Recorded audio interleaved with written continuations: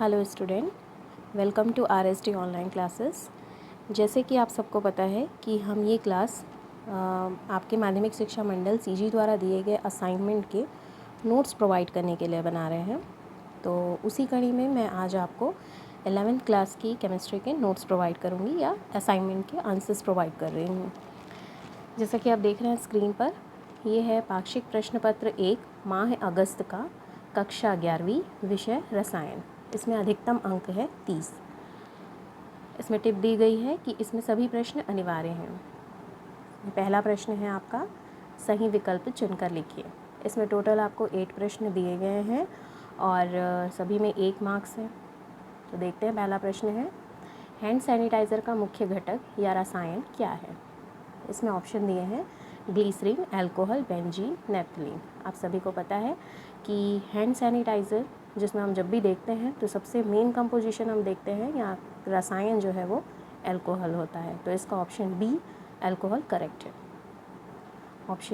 Question 2, 1.80 ग्राम जल में मोलों की संख्या क्या है। देखिए, इसमें ऑप्शन दिया है 1 मोल, 10 मोल, 0.1 मोल या 0.01 मोल। 18 ग्राम जल में इसको हम ऐसे कैलकुलेट करते हैं, जैसे 18 ग्राम जल है तो नॉर्मल टेम्परेचर प्रेशर पर, देखो द्रव मोलों की संख्या को हम 3 प्रकार से डिफ़ाइन कर सकते हैं या 3 स्टेप में डिफ़ाइन करते हैं, जैसे द्रव्यमान पदों के आधार पर, अंकों के आधार पर और आयतनों के आधार पर। यहाँ पे 1.80 ग्राम पूछ रहा है, इसलिए इसको हम द्रव्यमान पदों के आधार पर निकालेंगे। तो यहाँ पे H2O जल यानी हाइड्रोजन की 2 मॉलिक्यूल्स और ऑक्सीजन का 1 मॉलिक्यूल, टोटल मिलाकर इसका बनता है 18। तो 18 divided 18 moles is equal to 1 mole होता है। हमको पूछा गया 1.80 ग्राम, तो उसके लिए निकालेंगे तो 1.8 डिवाइडेड 18 जल के लिए हो गया, जल के अणुओं के लिए, तो इसका आंसर आएगा 0.1 मोल। आप इससे किसी भी यौगिक का आप यौगिक में मोलों की संख्या निकाल सकते हैं। तो इसका ऑप्शन सी है 0.1 मोल। प्रश्न तीसरा है, समय की SI इकाई क्या है। SI इकाई अंतर्राष्ट्रीय पद्धति होती है यूनिट मापने की, जिसे बोलते हैं इंटरनेशनल सिस्टम ऑफ यूनिट, और इसके लिए समय की SI यूनिट है सेकेंड। तो इसमें ऑप्शन दिया है सी सेकेंड। निम्न में से समांगी मिश्रण नहीं है। इसका आंसर है, सही उत्तर है ऑप्शन अ, धुआं। समांगी मिश्रण क्या होता है, ऐसा मिश्रण जिसे हम नग्न आँखों से नहीं देख सकते हैं। ठीक है, तो बाकी जितने ऑप्शन हैं उसमें जो कंपोजिशन मिला होगा उन्हें हम ईजिली सेपरेट जो है वो कर सकते हैं। दैट मीन्स वो विषमांगी मिश्रण है। ठीक है, तो इसलिए इसका आंसर है ऑप्शन ए, धुआं, क्योंकि इसमें धुआं जो है वो समांगी मिश्रण नहीं है, यानी कि वो विषमांगी मिश्रण है। निम्न में से कौन सी राशि मात्रक नहीं है, मात्रक रहित है, सॉरी। तो इसमें मोलरता, मोललता, मोल अंश और द्रव्यमान दिया हुआ है। तो आप जानते हैं मोलरता का मात्रक होता है जो होता है मोल प्रति लीटर, मोललता का मात्रक होता है मोल प्रति किलोग्राम, लेकिन मोल अंश का कोई मात्रक नहीं होता है, इसलिए सही उत्तर है इसका मोल अंश। NTP पर, अगला प्रश्न है, NTP पर 32 ग्राम ऑक्सीजन का आयतन होगा। देखो, मैंने पहले बताया था कि मोलों की संख्या हम ज्ञात करने के लिए हम अलग अलग पद लेते हैं, उसमें आयतन के पद पर यहाँ पर ज्ञात करता है। तो नॉर्मल टेम्परेचर प्रेशर पर 32 ग्राम ऑक्सीजन का आयतन होता है 22.4 लीटर। अगला प्रश्न है, निम्न में से कौन सा अधातु तत्व ठोस है। यहाँ पे दिया है ब्रोमीन, ऑक्सीजन, नाइट्रोजन और आयोडीन। ठीक है, ये सभी अधातु हैं। अब यहाँ पे ब्रोमीन, ऑक्सीजन, नाइट्रोजन सभी गैसेस स्टेट में पाए जाते हैं, लेकिन आयोडीन जो है वो ठोस अवस्था में मिलता है, इसलिए इसका ऑप्शन डी आयोडीन I2 सही उत्तर होगा। अगला प्रश्न है, आधुनिक रसायन के जनक हैं, यह सभी को पता होगा। इसका ऑप्शन है बी लेवोजियर। तो यहाँ पर 8 प्रश्न कंप्लीट होते हैं। अगला चलते हैं, प्रश्न दूसरा, मोलरता की परिभाषा एवं सूत्र लिखिए। ये आपका 2 नंबर का प्रश्न है।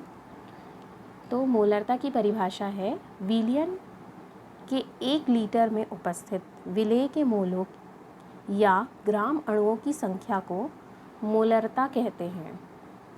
यहाँ पर विलयन, विलेय और विलायक आपको पता होना चाहिए।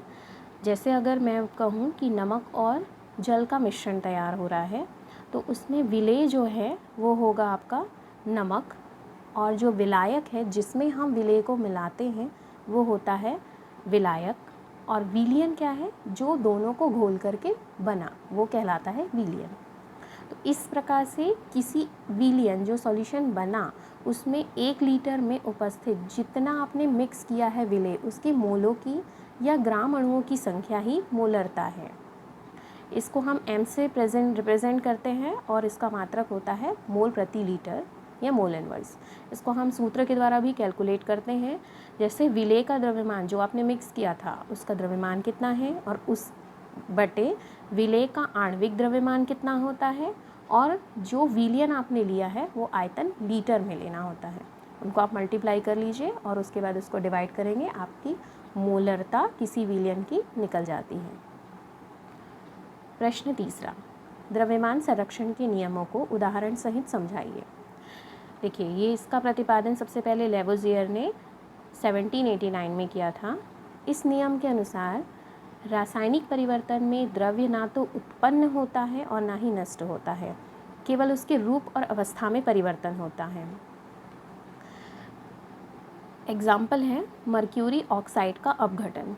देखिए, परिभाषा में ये बताया गया है कि कोई भी रासायनिक अभिक्रिया या रासायनिक परिवर्तन हो रहा है, जैसे यहाँ पर हो रहा है मर्क्यूरिक ऑक्साइड का अपघटन। तो मर्क्यूरिक ऑक्साइड के अपघटन में आपको मिल रहा है Hg + ½ O2, ठीक है। तो इसकी अवस्था में परिवर्तन हो रहा है, रूप में परिवर्तन हो रहा है। जैसे ये मर्क्यूरिक ऑक्साइड सॉलिड स्टेट में था जहाँ S लिखा हुआ है, ये देखिए यहाँ पे S लिखा हुआ है, और ये कन्वर्ट हो जाता है हीट करने पर Hg लिक्विड और + ½ O2 गैसेस स्टेट में। लेकिन इसमें कभी भी, जैसे आपका जितना ये दिया हुआ है 100 ग्राम मर्क्यूरिक ऑक्साइड है, वो जब कन्वर्ट होके मर्क्यूरी और ऑक्साइड में कन्वर्ट होता है तो उसमें उसकी मात्रा उतनी ही रहती है, ठीक है। मात्राओं में परिवर्तन नहीं हुआ, 100 ग्राम से आपको 100 ग्राम ही मिलेगा, केवल उसकी अवस्था या रूप में परिवर्तन होता है। और यही हमारा द्रव्यमान संरक्षण का नियम कहता है कि रासायनिक परिवर्तन में द्रव्य ना तो उत्पन्न होगा और ना ही नष्ट होगा, केवल उसके रूप और अवस्थाओं में परिवर्तन दिखाई देता है। अगला प्रश्न है, एवोगैड्रो नियम एवं एवोगैड्रो संख्या क्या है। एवोगैड्रो का नियम कहता है कि ताप व दाब की सामान्य स्थितियों में गैसों के समान आयतन में अणुओं की संख्या समान होती है। अगर टेम्परेचर और प्रेशर अगर हम क्या रखें, कांस्टेंट रखें, इक्वल रखते हैं, तो ऐसी स्टेज में गैस जो होते हैं उनका समान आयतन में अणुओं की संख्या, जो भी मॉलिक्यूल होते हैं उनकी संख्या जो रहेगी वो समान होती है। ये एवोगैड्रो का नियम बोलता है, ठीक है। मेरे ख्याल से बहुत ही सिंपल डेफिनेशन है। और एवोगैड्रो संख्या क्या है, संख्या क्या बताता है कि किसी एक जो तत्व होते हैं, किसी तत्व के 1 ग्राम परमाणु में उपस्थित परमाणुओं की संख्या, अगर 1 ग्राम परमाणु लिया जा रहा है तो उसमें कितने परमाणु हैं उनकी संख्या, या आप 1 ग्राम अणु ले रहे हो तो उसमें अणुओं की संख्या, वो संख्या कहलाती है एवोगैड्रो संख्या, ठीक। एवोगैड्रो संख्या का मान है जिसको हम Na से प्रदर्शित करते हैं। इसकी फिक्स्ड वैल्यू है 6.022 × 10⁻23। नेक्स्ट क्वेश्चन, क्वेश्चन 5, तत्व एवं यौगिक में कोई 3 अंतर लिखिए। तो तत्व का और यौगिक में डिफरेंसेस हैं। फर्स्ट डिफरेंसेस हैं कि तत्व वह शुद्ध रूप होता है किसी पदार्थ का जो एक ही प्रकार के परमाणुओं से मिलकर बना होता है, वो तत्व कहलाता है। मतलब इसमें एक ही परमाणु होते हैं, ठीक है। किसी भी प्रकार का तत्व जो रहता है वो शुद्ध रूप है और उसमें परमाणु जो रहेगा वो क्या है, एक ही प्रकार का होता है। लेकिन यौगिक क्या होता है, ये भी शुद्ध रूप ही है, किसी भी पदार्थ का शुद्ध रूप ही होता है, लेकिन ये 2 या 2 से अधिक परमाणुओं या तत्वों से मिलकर बना होता है। जब बहुत 2 या 2 से अधिक तत्व, मतलब एक नहीं, एक से ज़्यादा तत्व मिल जाते हैं, तब ये यौगिक का निर्माण करता है।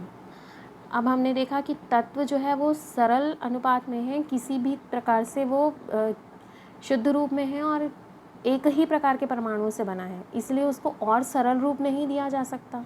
इसलिए दूसरा अंतर ये बोलता है कि तत्वों को तोड़कर सरल रूप प्रदान नहीं किया जा सकता।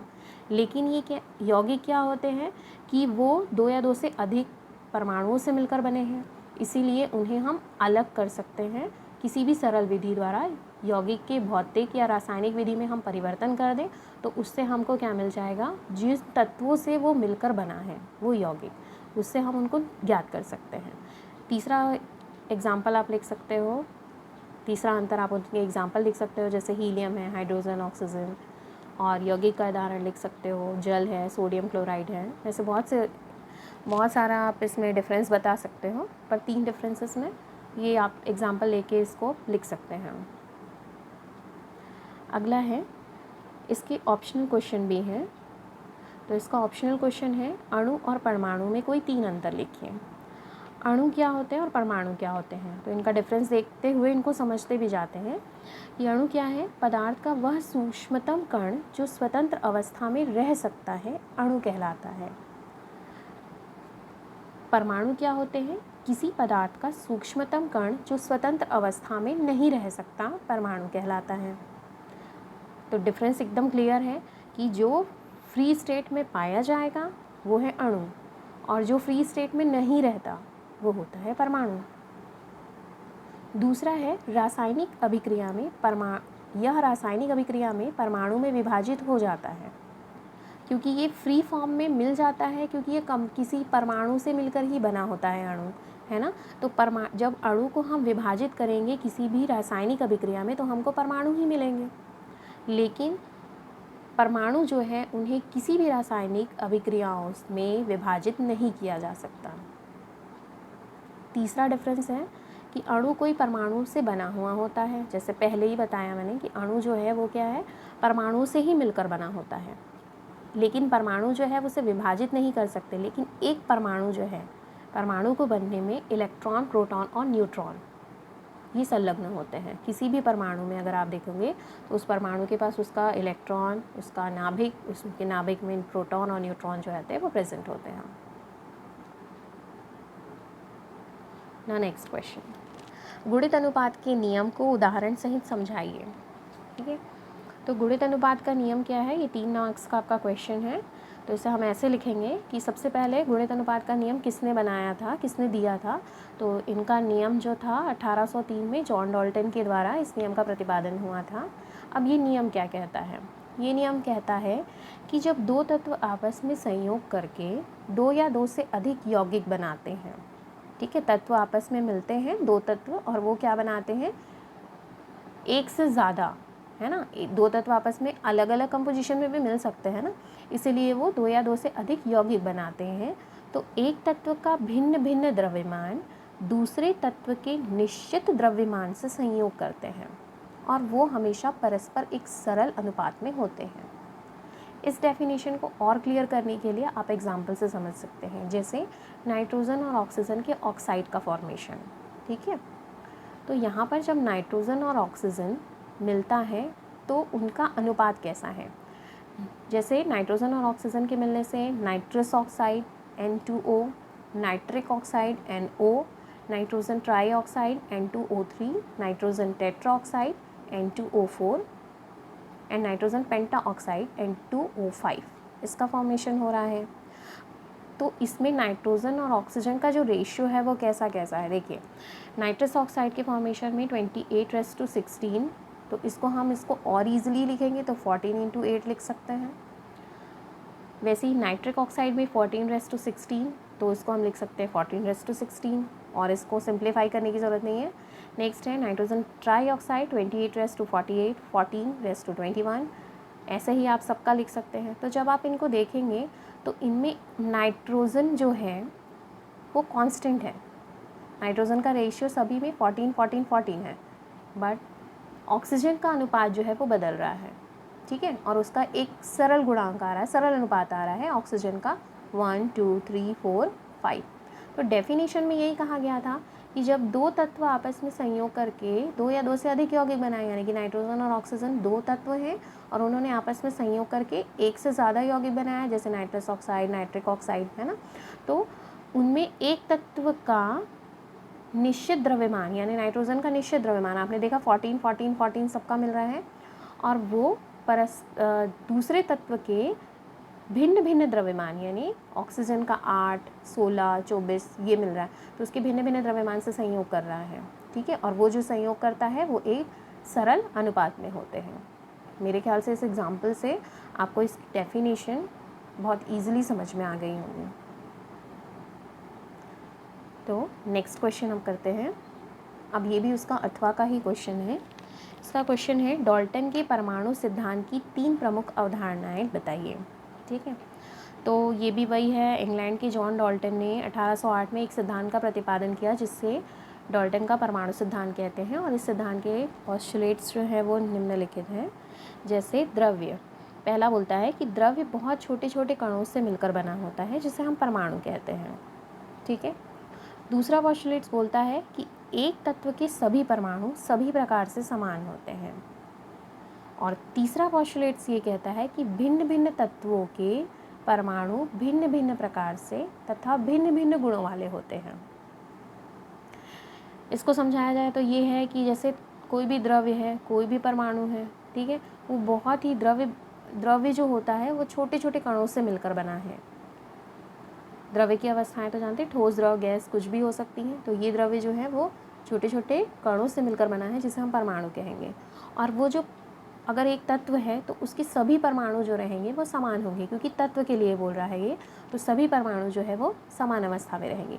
और अगर अलग अलग तत्व हैं, यानी भिन्न भिन्न तत्वों के लिए परमाणु जो होंगे वो कैसे होंगे, भिन्न भिन्न प्रकार के होंगे। और भिन्न भिन्न है तो उनके गुण भी कैसे होंगे, अलग अलग ही होंगे। तो ये था आपका डाल्टन का परमाणु सिद्धांत। अब है नेक्स्ट क्वेश्चन आपका, ये भी ऑप्शन में है, इसमें भी 2 क्वेश्चन है। क्वेश्चन 7 में कि सार्थक अंक किसे कहते हैं और 0.022 में सार्थक अंकों की संख्या कितनी होती है। सार्थक अंक मतलब क्या होता है, सिग्निफिकेंट फिगर, जिसको आप मतलब ऐसे डिफाइन करते हैं इसको कि सार्थक अंक में किसी मापन में अंकों की वह संख्या जिसकी शुद्धता स्पष्ट है या निश्चित हो। तो ऐसा जो वैल्यू होगा या ऐसा जो फिगर होता है वो कहलाता है सार्थक अंक। यहाँ पे जैसे दिया है, पूछा गया आपको प्रश्न में 0.022 में सार्थक अंकों की संख्या कितनी होती है, तो 0.022 में सार्थक अंक 2 होते हैं। ठीक है, अगर यहाँ पे ये पूछा जाता कि 0.122 में कितने सार्थक अंक हैं, तो आप पॉइंट के बाद आप जितने सार्थक अंक हैं आप उसको बताएंगे। जैसे इसमें कितने हैं, 3 सार्थक अंक हैं, तो आप उसको 3 बोलेंगे। ठीक है, अगर ऐसा लिखा होता कि 4.02 ऐसा लिखा होता तो पॉइंट के पहले 0 नहीं है, नंबर्स टोटल कितने हो गए, 3 हो गए, तो इसीलिए उसमें कितने सार्थक अंक मिलेंगे अपने को, 3। ठीक है, तो आप सार्थक अंक बहुत ईजी है, आप इसको किसी भी प्रश्न में कोई भी नंबर का सार्थक अंक पूछा जा सकता है, तो आप सार्थक अंक को थोड़ा अच्छे से पढ़ सकते हैं। इसका ऑप्शन ब है प्रश्न, NaOH में उपस्थित प्रत्येक तत्व का द्रव्यमान प्रतिशत ज्ञात कीजिए। ठीक है, इसको बताने के पहले मैं ये बोलूँगी आप सबसे कि आप सभी केमिस्ट्री पढ़ रहे हैं तो सबको आवर्त सारणी बहुत अच्छे से याद होनी चाहिए। आवर्त सारणी में सभी परमाणुओं के परमाणु क्रमांक और परमाणु द्रव्यमान ये तो याद हो जाने चाहिए, तब आप बहुत सारे क्वेश्चन के आंसर इजीली बना पाएंगे। जैसे इसमें भी पूछा है द्रव्यमान प्रतिशत की गणना करनी है, तो अगर आपको उनका उस NaOH में ही आपको उसका परमाणु द्रव्यमान याद ना हो तो आप उस क्वेश्चन को बनाने में आपको तकलीफ़ हो सकती है। जैसे NaOH है तो NaOH में सोडियम का परमाणु द्रव्यमान, क्योंकि इसमें NaOH लिखा हुआ है तो NaOH है तो क्या क्या हो जाएगा, Na परमाणु का द्रव्यमान प्लस ऑक्सीजन का परमाणु द्रव्यमान प्लस हाइड्रोजन का परमाणु द्रव्यमान, इनका द्रव्यमान को हम एक साथ ऐड कर सकते हैं। तो इनका द्रव्यमान होता है सोडियम का 23, ऑक्सीजन का 16 और हाइड्रोजन का 1। टोटल मिला दोगे तो आपको आणविक द्रव्यमान मिल जाएगा 14 ग्राम पर मोल इनवर्स। तो अब हर एक के लिए बोला है प्रश्न में हमको कि प्रत्येक तत्व का द्रव्यमान प्रतिशत निकालिए, तो आपको सभी NaOH का आणविक द्रव्यमान मिल गया। तो अब सबका आप इंडिविजुअल निकाल सकते हैं। जैसे सोडियम का आप निकालेंगे, सोडियम का द्रव्यमान प्रतिशत कितना हो जाएगा, इसका फॉर्मूला है Na का द्रव्यमान बटा NaOH का आणविक द्रव्यमान, जिससे मिलकर बना हुआ है NaOH, सोडियम और ऑक्सीजन हाइड्रोजन। तो आप सोडियम का द्रव्यमान लिखिए 23 और NaOH का आणविक द्रव्यमान होता है कितना, 40, जो आपने कैलकुलेट किया पहले, उसको आप 100 से मल्टीप्लाई कर दीजिए, तो आपका सोडियम का द्रव्यमान प्रतिशत मिल जाएगा 57.5%। NaOH के कंपोजिशन में सोडियम जो है वो कितना परसेंट है, 57.5%। वैसे ही ऑक्सीजन का प्रतिशत द्रव्यमान निकालोगे, तो वैसे ही ऑक्सीजन का द्रव्यमान आपको पता है 16 इसके पहले कैलकुलेट किया आपने, और NaOH का आणविक द्रव्यमान जो कैलकुलेट करके 40 निकाला और इंटू 100 करोगे तो ऑक्सीजन की वैल्यू मिल जाएगी, या उसका परसेंटेज मिलेगा आपको 40%। हाइड्रोजन का द्रव्यमान आपको निकालना है, तो हाइड्रोजन का द्रव्यमान NaOH का आणविक द्रव्यमान multiply by 100 is equal to answer is 2.5%। तो NaOH में सभी परमाणुओं का आप द्रव्यमान प्रतिशत निकाल सकते हैं।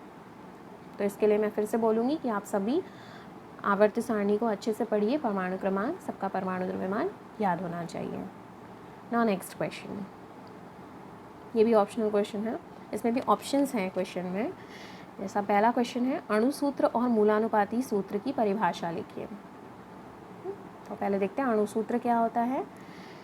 यौगिक का वह सूत्र जो उस यौगिक के एक अणु में अवयवी तत्वों के परमाणु या परमाणुओं की वास्तविक संख्या को प्रदर्शित करता है, आणविक सूत्र कहलाता है। जो यौगिक है, उस यौगिक में जो एक अणु है, उस अणु में कितने तत्व या परमाणु हैं, उसकी जो वास्तविक संख्या को बता दे, वो होता है उसका अणु सूत्र। ठीक है।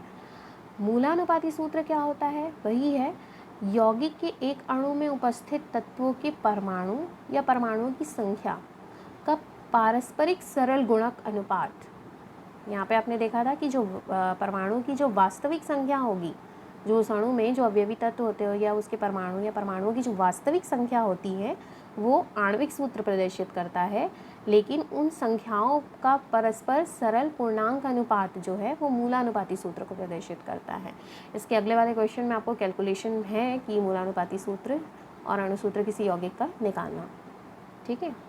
तो इसका ऑप्शन क्वेश्चन है, इसका ब क्वेश्चन है, एक यौगिक में 4.0% हाइड्रोजन दिया है, 24.27% कार्बन और 71.65% क्लोरीन है। तो अब आपको इसका मोलर द्रव्यमान दिया हुआ है 98.96 ग्राम है। तो इसकी मूलानुपाती सूत्र और अणु सूत्र ज्ञात कीजिए। तो आपको इसमें क्या क्या दिया है, हाइड्रोजन, कार्बन और क्लोरीन। ठीक है। तो इसको आप एक टेबल बना लीजिए, इसमें आप पहले तत्व लिखिए, आपका तत्व क्या क्या है, हाइड्रोजन, कार्बन और क्लोरीन आपको दिया गया था। उसका परसेंटेज दिया हुआ है 4.07, 24.27, 71.65। अब परमाणु द्रव्यमान, हाइड्रोजन का पता है 1 है कि देखिए यहाँ पे फिर से आपको मिला परमाणु द्रव्यमान, कार्बन का 12 होता है और क्लोरीन का 35.5 होता है। ठीक है। अब आपेक्षिक द्रव्यमान निकालना है, तो जो आपका परसेंटेज दिया हुआ है उससे जो उनके परमाणु द्रव्यमान है आप उसको उससे डिवाइड करेंगे, तो उससे आपको उस तत्व की आपेक्षिक संख्या मिल जाएगी। ये देखिए 4.07 इंटू डिवाइडेड 1, 4.7 डिवाइडेड 1, 24.27 डिवाइडेड 12 और 71.65 डिवाइडेड 35.5। तो इसमें जो सबसे लीस्ट वैल्यू आती है, सबसे कम वैल्यू जो आती है, जैसे हाइड्रोजन की है 4.07, कार्बन की है 2.02 और क्लोरीन की है यहाँ पे 2.01। तो जो सबसे सरलतम अनुपात होता है उससे जो उसका परसेंटेज होता है उससे आप उसको डिवाइड कर दीजिए, तो ये आपको उसका क्या मिलेगा, सरल पूर्णांक अनुपात मिलेगा। तो मूलानुपाती सूत्र निकालने के लिए हम क्या करते हैं, उसके परमाणुओं का सरल पूर्णांक अनुपात ही ज्ञात करना होता है ना। तो आपको जब आप इससे सबसे लीस्ट वैल्यू से उसके परसेंटेज को डिवाइड करेंगे तो आपको उससे उसका सरल पूर्णांक अनुपात मिलेगा, जिससे आप उसका मूलानुपाती सूत्र निकाल सकते हो। जैसे हाइड्रोजन का 2, कार्बन का 1 और क्लोरीन का 1 मिला, तो मूलानुपाती सूत्र क्या होगा, कार्बन के लिए 1 था, हाइड्रोजन 2 मिला आपको, क्लोरीन 1, तो इसका फॉर्मूला हुआ CH2Cl, ठीक है। अब मूलानुपाती सूत्र द्रव्यमान कैसे निकालते हैं, जितना आपको दिया हुआ है, जैसे आप इसका भार पता है, कार्बन का 12, हाइड्रोजन का होता है 1, क्योंकि यहाँ पे 2 हाइड्रोजन है तो 2 × 1 + 35 तो हो जाएगा 49.5। और इसका ज्ञात भार हमको दिया हुआ था प्रश्न में, यहाँ पे देखिए, यहाँ पे दिया हुआ था मोलर द्रव्यमान आपको दिया हुआ है 98.96 ग्राम। तो ये चीज़ आप याद रखिएगा कि मोलर द्रव्यमान यदि आपको दिया है, जो कि मूलानुपाती सूत्र का द्रव्यमान जो रहता है उससे दुगना होता है, ठीक है। जो भी मोलर द्रव्यमान होता है वो मूलानुपाती सूत्र द्रव्यमान का दुगना होता है, तो इसीलिए डबल होता है। इसलिए आणविक सूत्र आप इससे कैलकुलेट कर सकते हो। जैसे CH2Cl है तो क्या हो जाएगा, C2H4Cl2 डबल हो जाएंगे, मतलब उसका सूत्र का डबल हो जाएगा, तो ये मिल जाएगा आपको इसका अणु सूत्र C2H4Cl2, ठीक है। अगला प्रश्न, प्रश्न 8वां, रासायनिक समीकरण किसे कहते हैं। अब ये 2 नंबर का क्वेश्चन है, तो उसके हिसाब से आप इसका आंसर दीजिए। जैसे ये बोल रहा है कि प्रतीक किसी तत्व का संक्षेप निरूपण होता है। जैसे हम किसी भी चीज़ को लिखते हैं तो एक सिंबल के फॉर्म में लिख देते हैं ना, जैसे हाइड्रोजन लिखने के लिए हम H बस लिख देते हैं, तो वो उसको बता देगा कि हाँ ये वाला हाइड्रोजन के लिए यहाँ H लिखा है, दैट मीन्स यहाँ पे ये हाइड्रोजन है, ठीक है। तो वैसे ही अगर हम किसी रासायनिक समीकरण में, ठीक है, या रासायनिक अभिक्रिया को हम प्रदर्शित करते हैं, या कोई भी केमिकल रिएक्शन लिखी हुई होती है, जैसे H2 + ½ O2 = H2 ऐसा लिखा हुआ है ना, तो उसमें वो रासायनिक अभिक्रिया हो रही है कि हाइड्रोजन और ऑक्सीजन मिलकर के पानी बना रहे हैं। तो ये जो अभिक्रिया को प्रदर्शित करने के लिए हम क्या करते हैं, रासायनिक समीकरण का प्रयोग करते हैं, ठीक है। तो इसको डिफाइन कैसे करेंगे कि निहित पदार्थों के प्रतीकों एवं सूत्रों के पदों में किसी रासायनिक अभिक्रिया का संक्षिप्त निरूपण रासायनिक समीकरण कहलाता है। ऐसा तो नहीं लिखा जाएगा कि हाइड्रोजन का 2 मॉलिक्यूल ऑक्सीजन के 2 मॉलिक्यूल के साथ मिलकर जल का निर्माण कर रहा है, ये नहीं।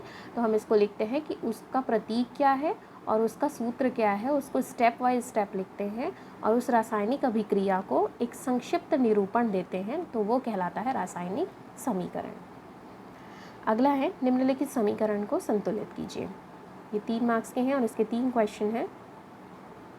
तो पहला बोलता है N2 + H2 NH3। तो रासायनिक समीकरण को संतुलित करना मतलब ये होता है कि जितने रिएक्टेंट आपने लिए हैं उतना ही प्रोडक्ट जो है वो आपको मिलना चाहिए। ये आपने पहले भी पढ़ा है।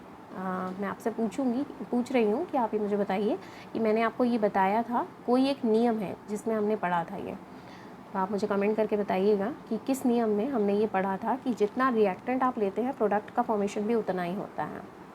दैट मीन्स एक हिंट है कि जो भी अभिक्रिया में द्रव्य ना तो उत्पन्न होता है और ना ही नष्ट होता है। तो N2 और H2 को हम बैलेंस करेंगे। जब यहाँ पे हम 3H2 ले लेते हैं तो यहाँ पे रिएक्शन में प्रोडक्ट हमको मिलेगा NH3, तो ये 2NH3 है। तो यहाँ पे N2, यहाँ देख लीजिए, रिएक्टेंट में 2 नाइट्रोजन है और आपके प्रोडक्ट में भी 2 नाइट्रोजन है, और हाइड्रोजन का संख्या देखोगे रिएक्टेंट में तो 3 2 हो जाएगा 6, और यहाँ पे भी हाइड्रोजन जो है वो 3 2 6, मतलब 2NH3 प्रोडक्ट है, ठीक है। नेक्स्ट है आपका कॉपर + H2SO4, इससे बनता है CuSO4 + SO2 + H2O, ठीक है। तो इस रिएक्शन में रिएक्टेंट और प्रोडक्ट को आप बैलेंस करिए। तो अगर आप यहाँ पे 2H2SO4 कर देते हैं तो आपका ये बैलेंस रिएक्शन जो है वो बैलेंस हो जाएगा और प्रोडक्ट में H2O में 2H2O लग जाएगा। तो यहाँ पे दिया हुआ है, तो यहाँ पे आप फिर से काउंट कर लीजिए, कॉपर 1 है, आपको प्रोडक्ट में भी कॉपर 1 मिलेगा, रिएक्टेंट में 2 2 4 आपको क्या मिलना चाहिए, हाइड्रोजन। तो आप देखिए लास्ट में है 2 2 4 हाइड्रोजन है। सल्फ़र देखिए, सल्फ़र यहाँ पे क्या है, 2 सल्फ़र है, सल्फ़र के 2 मॉलिक्यूल है। तो जब कॉपर सल्फेट बना है तो S के साथ भी 1 सल्फ़र है और SO2 के साथ भी 1 सल्फ़र है। ऑक्सीजन का टोटल है 4 2 8, यहाँ पे 4 CuSO4 के साथ 4 ऑक्सीजन और SO2 के साथ 2 ऑक्सीजन और यहाँ पे H2O के साथ 2 ऑक्सीजन। तो टोटल यहाँ पे 8 ऑक्सीजन रिएक्टेंट में भी है और प्रोडक्ट में भी है। C6H6 यानी बेंजीन + ऑक्सीजन का रिएक्शन होगा तो CO2 + H2O बनता है। ये थोड़ा कॉम्प्लिकेटेड है, बट हाँ ईजी है अगर आप बैलेंस करें तो इसमें अगर आप देखेंगे तो अगर हम बेंजीन के 6 मॉलिक्यूल लेते हैं और ऑक्सीजन का 15 लेते हैं तो प्रोडक्ट में जो कार्बन डाइऑक्साइड और वाटर का मॉलिक्यूल है उसका 12 और 6 आप लिखेंगे तो इसमें रिएक्टेंट और प्रोडक्ट जो है वो बैलेंस हो गया, यानी ये इक्वेशन जो है वो बैलेंस्ड है। आप इसे कैलकुलेट करके देख सकते हो। अगला प्रश्न है, आणविक द्रव्यमान से आप क्या समझते हैं? आणविक द्रव्यमान क्या होता है? किसी पदार्थ का आणविक द्रव्यमान उसके सभी संगठन परमाणुओं के द्रव्यमानों का योग होता है। किसी अणु में उपस्थित सभी परमाणु के द्रव्यमान का योग अणु का द्रव्यमान होता है, अर्थात आणविक द्रव्यमान कहलाता है। ठीक है, मतलब आणविक द्रव्यमान का मतलब है उस अणु का द्रव्यमान। तो पदार्थ में जो पदार्थ का जो आणविक द्रव्यमान है वो क्या है? जिन परमाणुओं से मिलकर बना हुआ होता है। तो परमाणु का जो पूरा द्रव्यमान होगा, उन सभी परमाणुओं का आप द्रव्यमान का योग ले लीजिए, तो जो आपका परमाणुओं के द्रव्यमानों का योग आएगा वो उस अणु का द्रव्यमान होगा, उसको हम बोलेंगे आणविक द्रव्यमान। इसका ऑप्शन बी है, सेकंड क्वेश्चन है इसका, निम्नलिखित यौगिक का आणविक द्रव्यमान ज्ञात कीजिए। तो इसमें है आणविक द्रव्यमान ज्ञात करने के लिए फिर से मैं वही बोलूँगी कि आप लोग सबसे पहले करिए कि आप इनका एटॉमिक नंबर, एटॉमिक मास याद कर लीजिए तत्वों के, तो आप इससे ईजिली इसका निकाल सकते हैं। जैसे सोडियम का क्या होगा, सोडियम और सल्फ़र और ऑक्सीजन ये आपको मिला हुआ है, आप इससे इनके कितना दिया हुआ है, जैसे Na2 है, S का 1 है, O का 4 है, तो आप इसको कैलकुलेट करिए तो आपका इसका आणविक द्रव्यमान आ जाएगा 142 ग्राम पर मोल। ऐसे KMnO4 का भी है और है C6H6 का, बेंजीन का भी आपका आणविक द्रव्यमान दिया हुआ है। तो इस तरह से इस सीरीज़ में आपने पाक्षिक प्रश्न पत्र भाग 1 माह अगस्त कक्षा 11वीं विषय रसायन का असाइनमेंट का आंसर मैंने आपको प्रोवाइड किया है। अगर आपको ये असाइनमेंट के आंसर्स अच्छे लगते हैं तो हमारे इस चैनल को लाइक, शेयर, सब्सक्राइब करना बिल्कुल ना भूलिए। और आप चाहें तो इसमें अपने कमेंट्स भी दे सकते हैं ताकि हम इसमें सुधार कर सकें, क्योंकि आपका जो आंसर है वही हमको आगे बढ़ने के लिए प्रेरित करेगा। So thank you so much.